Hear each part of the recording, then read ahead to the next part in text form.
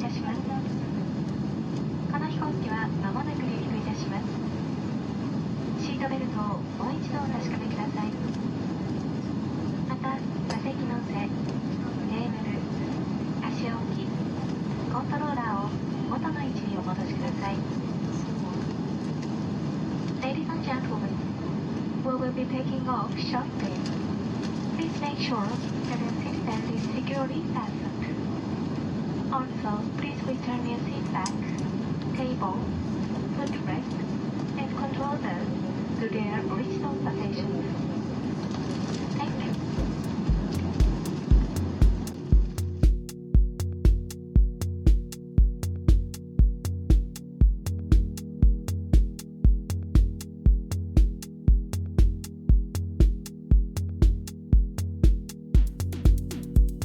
Konnichiwa, and thank you for tuning in to Renegade Files, your unsolved mystery and paranormal podcast.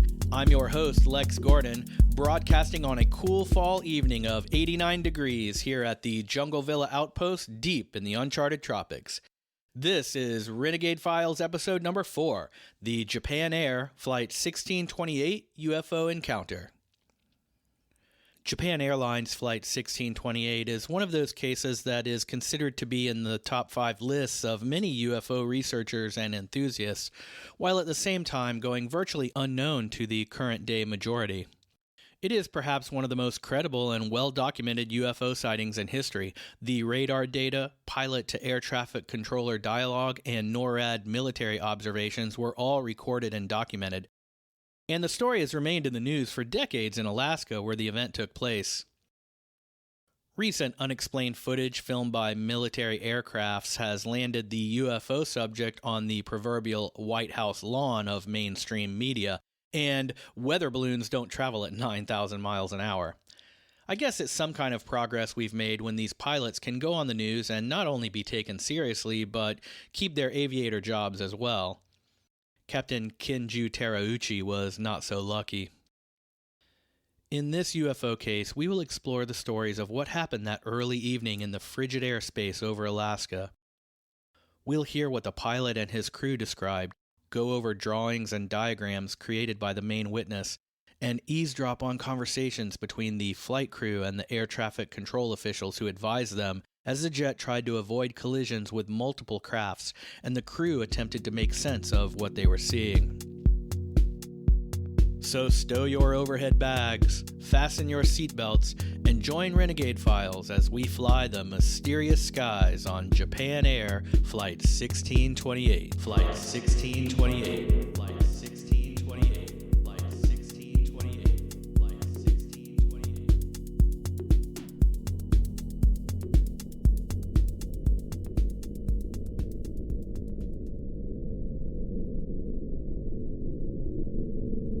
On Monday, November 17th, 1986, Japan Airlines Flight 1628, a Boeing 747 cargo jet, was flying from Paris, France with a cargo of French wine bound for Tokyo. The flight was somewhere in the sky about 100 miles northeast of Fort Yukon. The pilot, Captain Kenju Terauchi, was a former fighter pilot and a senior airline pilot with over 10,000 hours of logged flight experience.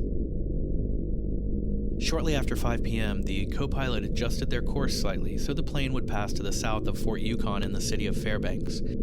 It was while making this slow 15-degree turn that the pilot, Captain Terauchi, noticed 2 bright lights in the distance off the port side of his aircraft at about 30 degrees as viewed through the cockpit windscreen. The objects were near the horizon and about 2,000 feet below the 747's 35,000-foot altitude. Captain Terauchi initially thought they were perhaps military aircraft, since they were in an area where U.S. and Soviet borders were often patrolled. He returned his attention to the job at hand. Several minutes later, the captain noticed that the lights were in the same position, which caused him to take notice. The objects seemed to be moving at the same speed as the jet, and as Terauchi watched them, he saw them begin to move in ways inconsistent with traditional aircraft. He said that the 2 objects seemed to fly playfully, rolling around each other, separating, then rejoining, and seemingly tumbling together through the sky in the manner of, as he puts it, two bear cubs playing with each other. Captain Terauchi said these two small crafts sloshed back and forth, but they were very far away, so he and the crew felt no immediate danger. But all of that was about to change. Here's Captain Terauchi's testimony about what happened next.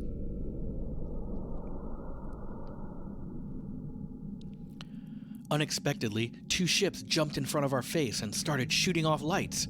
The inside cockpit shined brightly, and I felt warmth on my face. The firing of the exhaust jets varied. Then, 3 to 7 seconds later, the fire, like from a jet engine, stopped and became a small circle of lights. The craft's overall shapes were square, and they were flying 150 to 300 meters in front of us, so about 500 to 1,000 feet ahead. He said these two crafts were about the size of the body of a DC-8 jet. Now, there are a few variations of the DC-8, but they're between 150 and 187 feet long, so whatever was in front of them was pretty big. He continues. The center area of the ship, where an engine might be, was invisible, and the middle body of the ship sparked an occasional stream of lights like a charcoal fire from right to left and left to right. Now, it's a bit confusing that he first says the center area of the ship was invisible. I don't know if he means he couldn't see it from his position or that it was transparent. Another thing I don't understand is, in his next sentence, he says the middle body of the ship sparked an occasional stream of lights. So he could see the middle of the ship, but he could not see the center of the ship, and I'm just not sure what the difference is. This is a good indication that we may be dealing with some translation issues, in much the same way as in the case of Boris Kiprianovich in our previous episode. Be sure to check that one out if you haven't yet. It's a juicy banger. If you did listen to it and liked it, it would be cool if you could share it with someone else who you think might be into it. Captain Terauchi goes on to say, "We did not feel threatened or in danger because the spaceship had moved so suddenly. We probably would have felt more danger and have been prepared to escape if the spaceships were shaking unsteadily or were unable to stop. It was impossible for any man-made machine to make a sudden appearance in front of our jumbo jet flying at 565 miles per hour, and then move in seamless formation. But we did not feel threatened or in danger. Honestly, we were simply astounded." So, two things of note here. This section of Captain Terauchi's testimony has drawn some valid criticism, or at least skepticism, due largely to his presumptive use of the word spaceships. It is kind of a shock to read it in the transcripts because it appears almost as suddenly and unexpectedly as whatever crafts appeared in front of Japan Air Flight 1628 that afternoon. But at the same time, if you consider what he is saying, the scenario is otherworldly. He said that they would have felt more danger if the crafts had been shaking unsteadily or were unable to stop. This implies that they were maneuvering smoothly and that they were able to stop. What plane do we know of that can just stop? Maybe a helicopter can to some degree, but not instantly. He describes this event at other times as well, and he seems to be saying that they were flying along. Then these two 150-foot square objects were just parked in the air in front of them, stationary. Then instantly they were moving at the exact same speed as their 747, 565 miles per hour. It's an odd story to say the least. Never mind the charcoal fire light show, the cabin warming, and the tumbling baby bear behavior. But fear not, this gets even weirder. According to Captain Terauchi, it had been about 7 minutes since they first saw the distant lights. Then the two ships paced in front of them for 3 to 5 minutes. During this time, Captain Terauchi tried to take a photo of the ships using his Minolta Alpha 7000 camera, but the camera shutter malfunctioned and he was unable to get any pictures before the 747 encountered some turbulence and he had to abandon the camera and go back to flying the jet and worrying about the two UFOs ahead of him. But I guess at least he tried to get a picture. As this was happening, Captain Terauchi was in radio contact with the FAA Air Traffic Control Center in Anchorage, what he calls the Anchorage Center.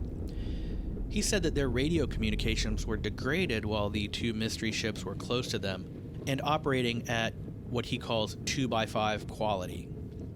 But that at a certain point, the two unidentified ships that had been directly in front of them departed, and as the crew watched them fly off toward the horizon, they resumed what he calls normal communication with the anchorage center, or 5x5 quality. The two ships moved forward and away from them to a position about 40 degrees to their left and several miles ahead. Terauchi said that at this time, the two unidentified crafts flew toward what looked to be a much larger ship that appeared to be round, dark, and approximately 10 to 12 miles away. Captain Terauchi spoke for several minutes to Air Traffic Controller Carl Henley. The captain asked if there were any other aircraft in his vicinity, both as the two ships had been directly in front of them and when the two ships had moved to between 7 and 12 miles away and joined with what looked like a larger ship. The response was negative, and no civilian or military aircraft were reported in the area. The only object visible to the air traffic control radar operators was Flight 1628. In the transcripts of the radio communications, Captain Terauchi described the lights on the crafts as white and yellow. His co-pilot mentioned in a post-incident report that these lights were abnormal and going on and off but becoming stronger and weaker, strong then weak, unlike airplane strobe lights which flash quickly. There was a discussion with the anchorage center about possible cloud cover, but the Flight 1628 crew stated that there were only thin, wispy clouds near the mountains below, but no clouds in the mid to upper air. The air currents were mostly steady and the conditions described as clear.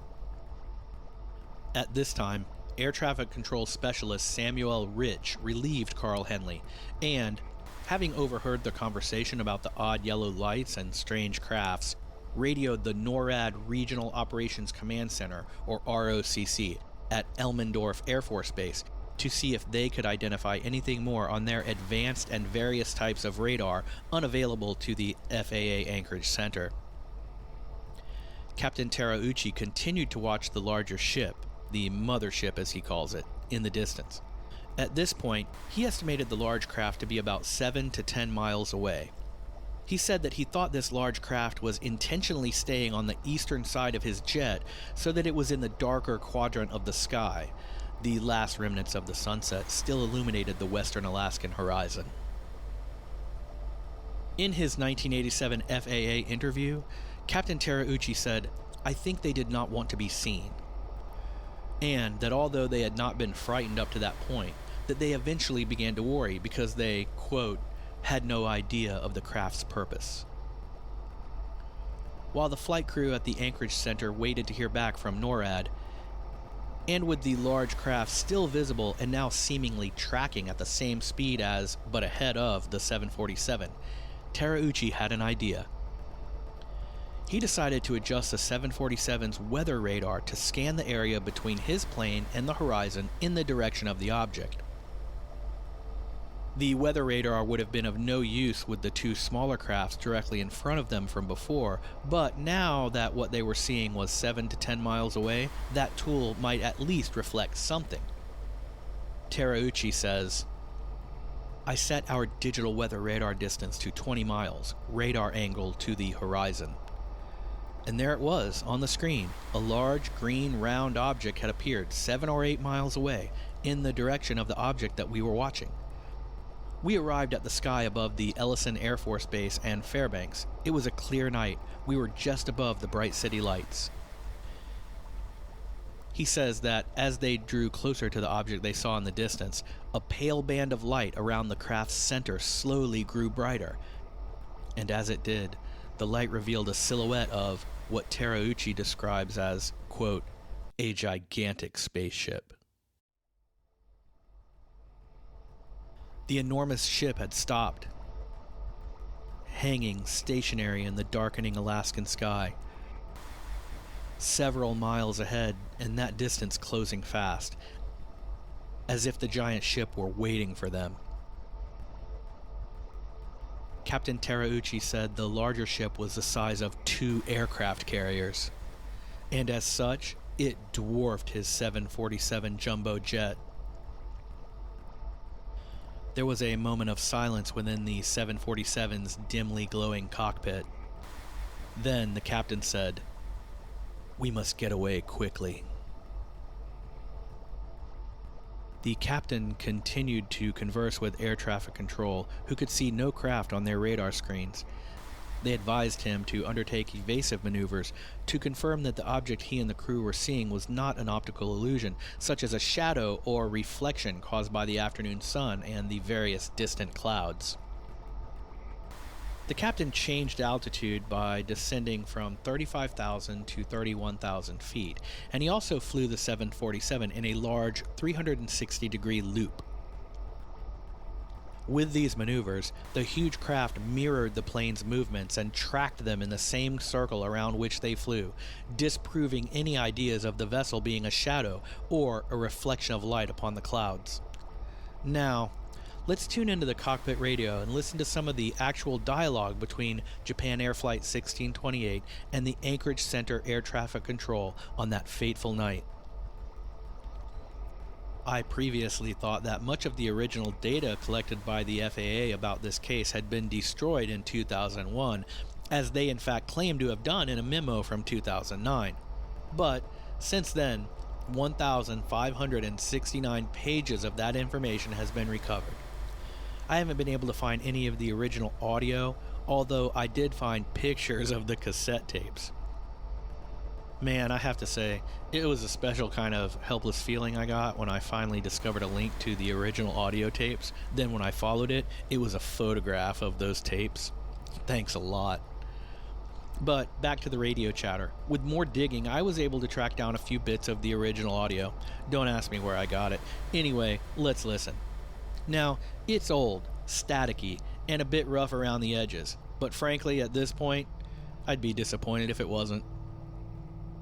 So what we hear first is Captain Terauchi requesting a deviation of course to avoid the large UFO ahead. The air traffic control approves his request. At the end, we hear Captain Terauchi say, "Quite big."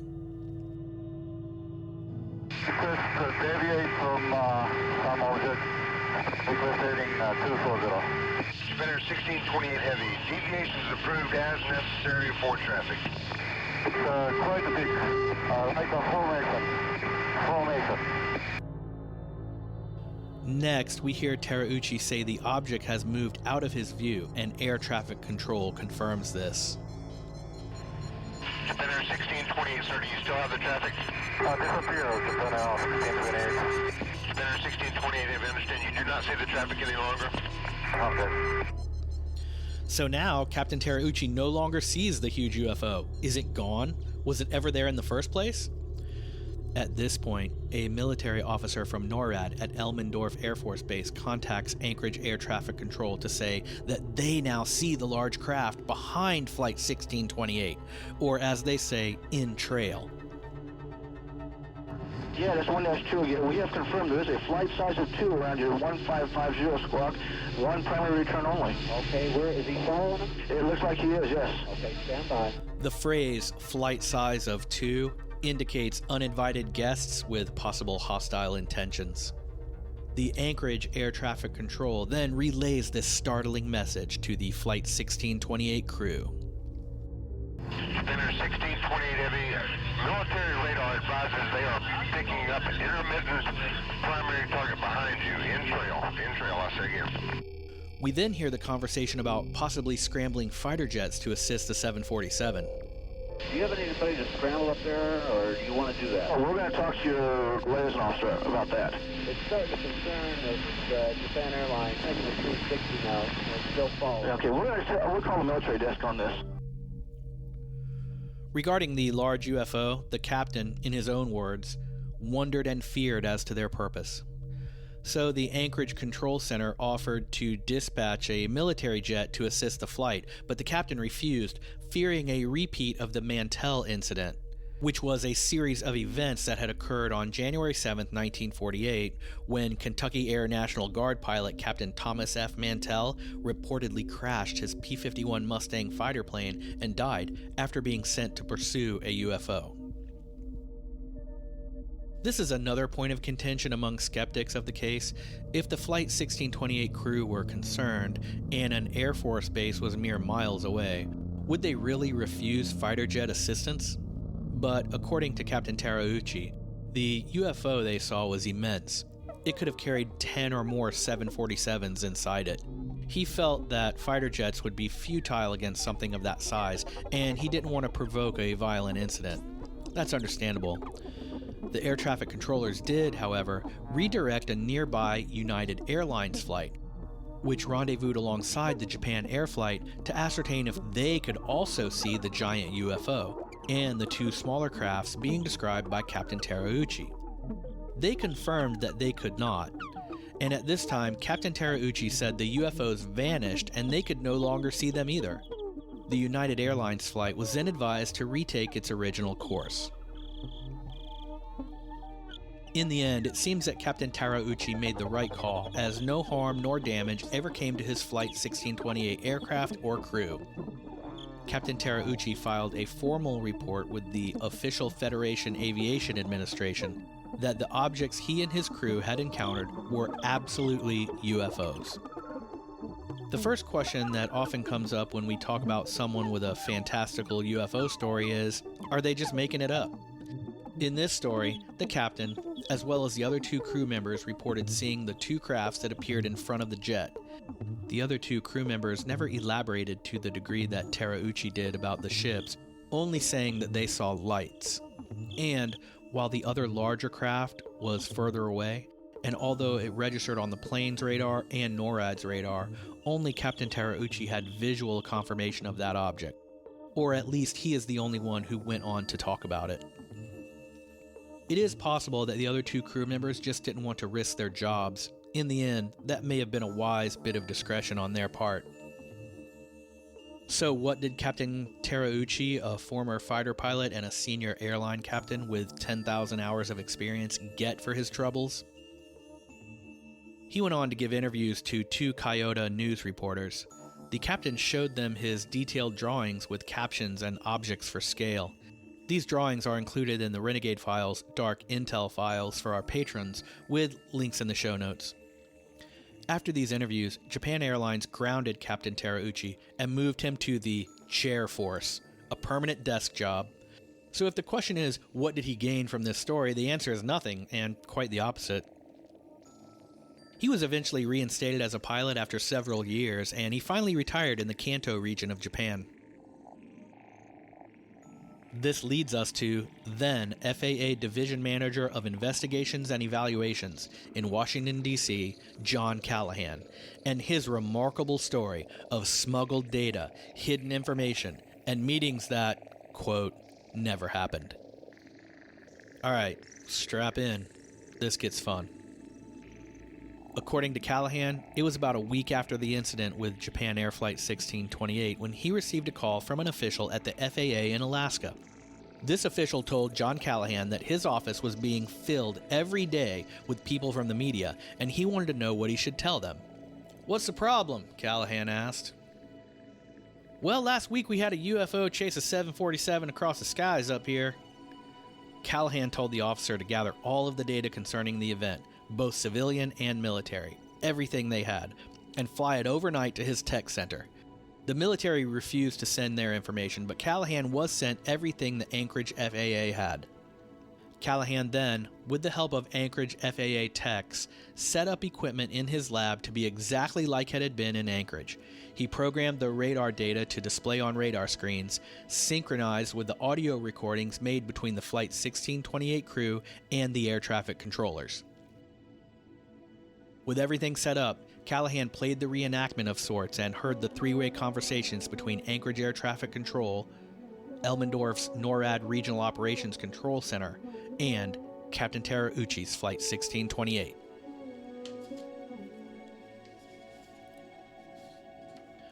According to John Callahan, the Anchorage Center never saw any anomalous objects on their radar. But, based on the audio recordings, it was obvious that the military were tracking the UFOs. As Callahan explains, the military had height-finding radar, long-range radar, and short-range radar.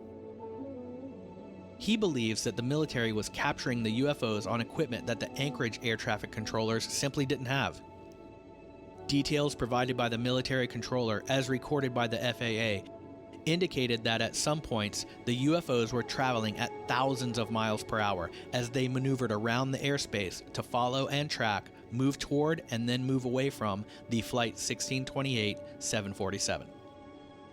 As you recall, near the end of the encounter with the enormous mothership, as Captain Terauchi called it, a United Airlines flight was diverted to observe the Japan Air 747 and see if they could identify or confirm the presence of the large UFO. Captain Terauchi said that, conveniently some may say, the UFOs were no longer visible when the United Airlines flight arrived. However, according to both John Callahan and the audio we just heard, unbeknownst to both of the pilots, but confirmed by audio from NORAD, the military radar operators indicated clearly that the large UFO had tucked in out of sight behind both planes, and remained there until the United Airlines flight departed. After going through all this data and completing their reenactment exercise, Callahan's superior turned to him and said, quote, "Don't talk to anybody until I give you the okay." The next day, Callahan was called to a briefing. To this meeting, Callahan brought all of the information he had been given, enough boxes of printouts and recorded materials to nearly fill the room. At this meeting, 3 agents from the FBI, 3 agents from the CIA, and 3 people from then-President Reagan's scientific study team. Callahan said there were others there as well, and he described the tone of those there as excited. Callahan and his team then showed those in attendance everything they had and answered many technical questions. The officials on President Reagan's science team concluded that this was the first time a UFO had ever been recorded on a radar for any length of time. At the end of the presentation, one of the CIA agents said, "This never took place. We never had this meeting, and this data was never recorded." Callahan protested some, saying that if it wasn't a secret military craft, and if it wasn't a known enemy technology, then why should it be kept secret? The CIA agent gave him the line about not causing a panic among the population, at which point the CIA agent added, quote, "And we're taking all of this data," which they did. John Callahan had copies of everything in his office. So Callahan had copies, and in some cases the originals, including the primary radar target printouts, the videotape of the first analysis of the plain view display, the pilot's official report, the first FAA report, first-generation copies of the radio voice communication tapes, and more.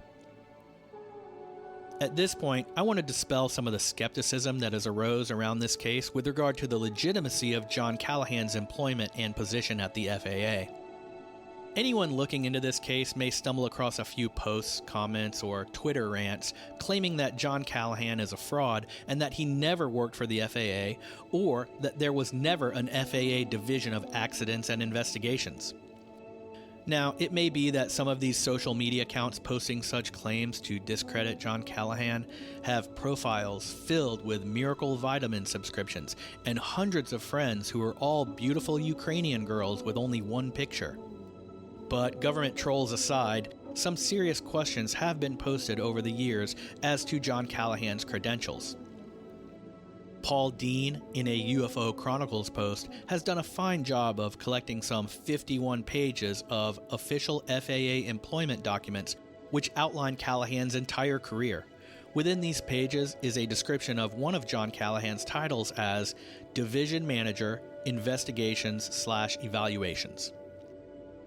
One final observation of my own regarding John Callahan's credibility and whether or not he really was the FAA Division Manager of Investigation and Evaluations reminds me of a scene in the movie The Untouchables, where Elliot Ness asks Police Officer Malone why he believed that he was a Treasury agent just because he said he was. Officer Malone says, "Who would claim to be that? Who was not?"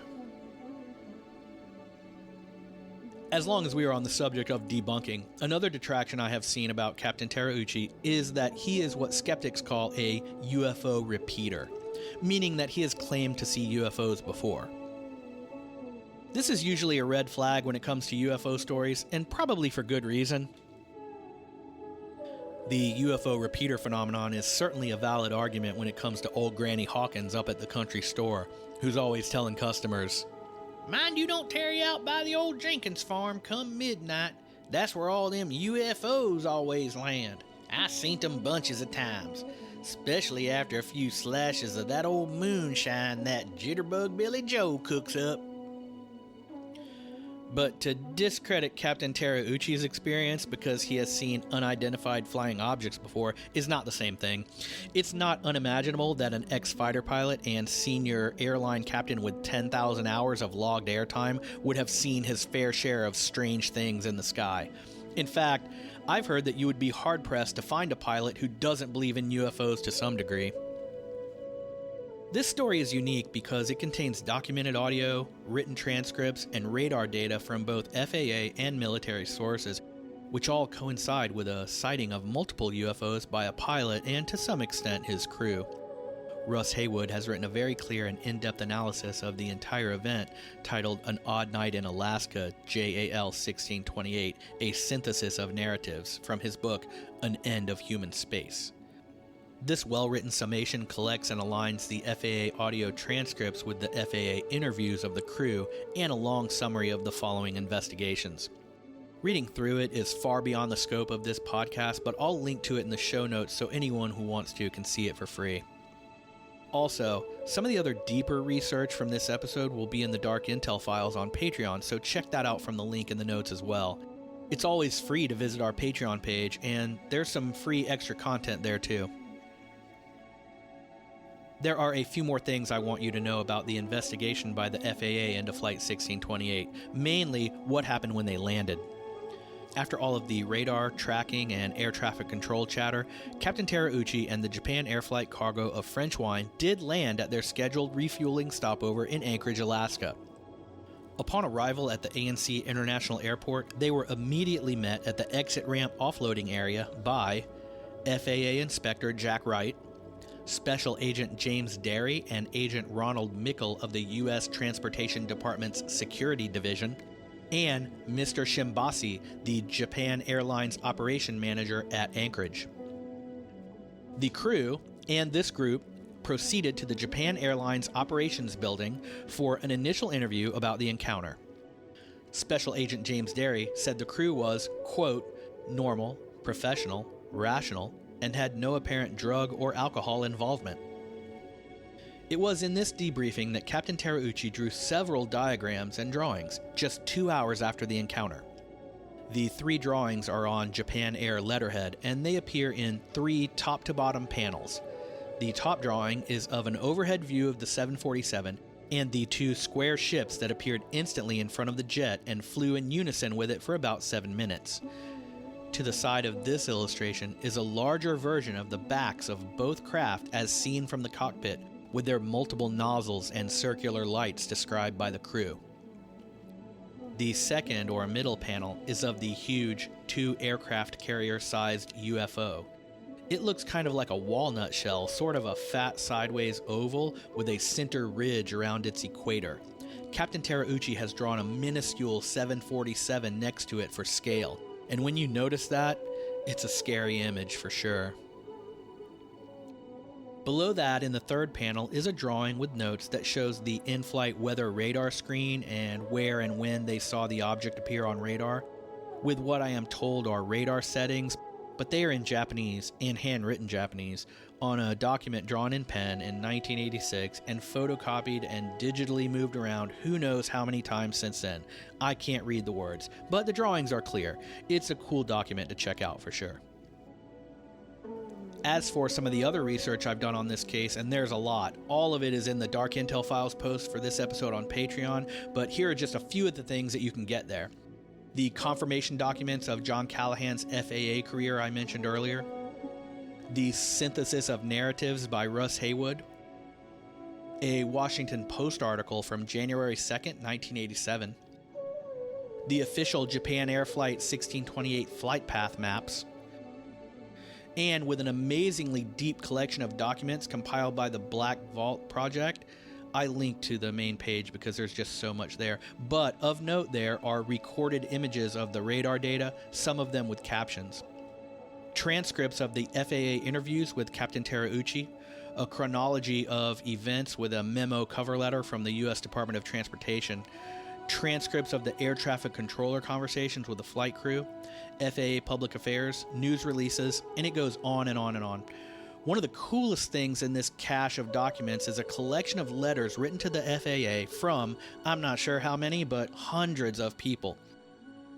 Apparently, when the story first appeared, the FAA Public Affairs Office published in multiple newspapers that they would provide all of the information they had about the case, some of it for free and some of it for a charge, to anyone who requested it. The Black Vault archive has all of the letters sent in to the FAA requesting the information about the JAL Flight 1628 UFO encounter. There are 10 folders of these letters, with each folder containing between 59 to 147 pages of letters, and most of those pages are multiple letters. Reading through some of the letters, many handwritten, some of them typed, some like telegrams, was just amazing. Just remembering that we once communicated in that kind of handwritten way, the sincerity in the words, some from engineers, some from teachers, and some from kids, all writing letters to the FAA to request anything the agency would give them about a story of a UFO. So cool. You don't have to look far these days to find someone giving our government a hard time about something they did or didn't do. And believe me, I should know. But when I was reading through those letters, I was struck by how cool it was that they had saved them all. They're like a time capsule of a wide range of people genuinely interested in something unexplained. It made me wonder how many other cool things are filed away in some government basement that we'll never know about. Go read through some of those letters, it's really fun. So, this case is an unusual one. On one hand, you have an experienced, respected pilot, and to a lesser extent his crew, who see something remarkable. Some of it seen by NORAD radar. The audio we can find confirms that the pilot saw something that was, in his words at the time, quite big. Government officials filed this case as the first time a UFO had been visually seen by a pilot and simultaneously captured by radar. But then we have the pilot, known for seeing UFOs in the past, and using terms like spaceship and mothership in interviews with both the FAA and the press. He contacted the press and gave 2 interviews right away, which, in UFO trutherland, is almost never a sign of credibility. But then again, all he got for this was a demotion and many years of ridicule. But through it all, he has stuck to his story, and by all accounts, is a friendly, level-headed, intelligent man with a charming sense of humor. At one point, a reporter asked Captain Terauchi why he thought the UFOs had followed and tracked his 747 across Alaska. Captain Terauchi responded with a smile and said, "Well, we were carrying a large cargo of expensive French Beaujolais wine. Perhaps they wanted to drink some." This event was widely reported at the time. Tom Brokaw on the Nightly News did a spot on it. The official position of the FAA in the end was that the radar data was incorrect, and the images recorded as the second craft were just an echo of the 747. But John Callahan never bought that. I'll give you my rough summation of what he thought about the whole thing. He points to Terauchi's 30 years of flight experience. He says this is a captain who knows these skies, who says it was a clear night, who sees a ship as big as 2 aircraft carriers. He sees it in front of him. He picks it up on his in-flight radar right where it appears to be. The giant ship moves out of this captain's view, but at that moment, military radar operators at NORAD capture the object on their radar, and they say it has moved in behind Flight 1628. Callahan says of the radar data that anyone who could see would know there was another craft there. Callahan insists that the pilot's eyewitness account is independently confirmed by the radar data. As he puts it in his own words, quote, "Everybody had that target on their radar somewhere along the line. If the pilots say it was a UFO, who are we to say it's not?" John Callahan also says that one of the final reports on the incident was initially submitted to the FAA in a personal statement by an unnamed official from the center in Anchorage, Alaska, and that in this report the air traffic control specialist does describe their imaging systems as having recorded the UFO as a target on some of their radar screens. Upon receiving this report, the FAA then made this controller change the wording in his report from targets to position symbols, which makes it sound as if there was really nothing there. Concerning this alteration, Callahan says, quote, "When I read that, I thought, oh, there's something fishy here. Somebody's worried about something or other, and they're trying to cover it up." End quote. Callahan also goes on to say some very interesting things. He says, and I'm paraphrasing some here, but he has effectively said that it is suspicious that the FAA official statements were revised by some of the people who wrote them after he and his team disclosed this information they had to the FBI and the CIA. He also said, "Do I think it was mysterious that the military tapes disappeared? Well, it wasn't right. And the first indication makes it look like it must have been some covert military operation that they were doing up there. But if it was, why test in a known air shipping lane with heavy commercial traffic?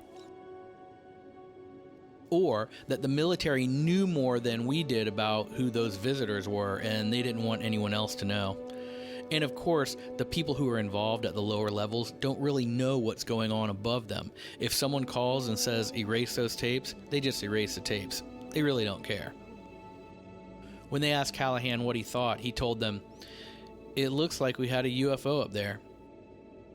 The reason it wasn't on the FAA tapes is because it was too large of an aircraft and it was picked up as weather, so they wouldn't record it.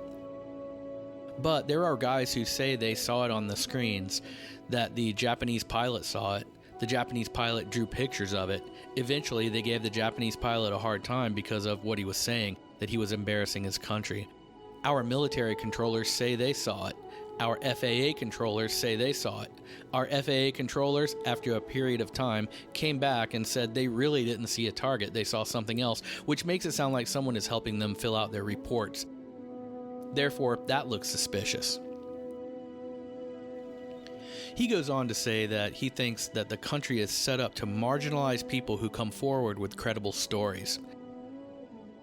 Callahan says, "All the UFOs that are seen on the television shows are always seen by rednecks out in the country going coon hunting or alligator hunting at night. You don't find any depictions of some professional individual saying, 'Last night, let me tell you what I saw.'" And Callahan says he thinks that's all by design. He says that's the image they put out because it allows the outside people who happen to see a UFO to be immediately classified as inferior. He also says, "It's a good thing I don't care about my image."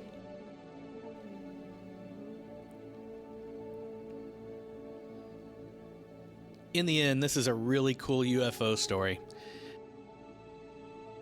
It's backed up by credible testimony and literally mountains of documents and information. I have to say, I actually get a little bit nervous when the modern mainstream media starts seriously reporting UFO sightings. It makes me wonder what they're up to. To be perfectly honest, I don't trust them when they say there aren't any UFOs. Why should I trust them when they say that there are? It seems suspicious to me. Frankly, at this point, I'd like to know what their greater plan is, or maybe I wouldn't want to know. But it sure is fun to dive into a case like this. I hope you had fun listening. Look for new Renegade Files episodes every 10 days on the 1st, the 11th, and the 21st of every month. The Japan Airlines 747 had a saucer go around it. The papers mysteriously disappeared from the FAA office.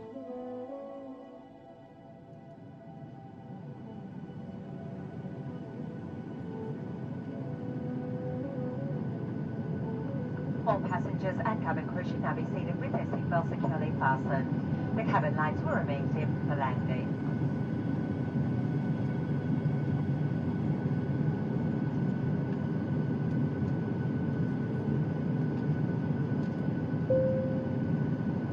Ladies and gentlemen, we are now landing back in our destination at Jungle Villa Outpost, deep in the uncharted tropics. The local time is midnight, and the temperature is 91 degrees. For your safety, please remain seated with your seatbelt fastened until we have come to a complete stop. At this time, you may use your electronic devices. Please check around your seat for any personal belongings, such as the stylish Renegade Files t-shirts you purchased from our store link in the show notes while on this trip.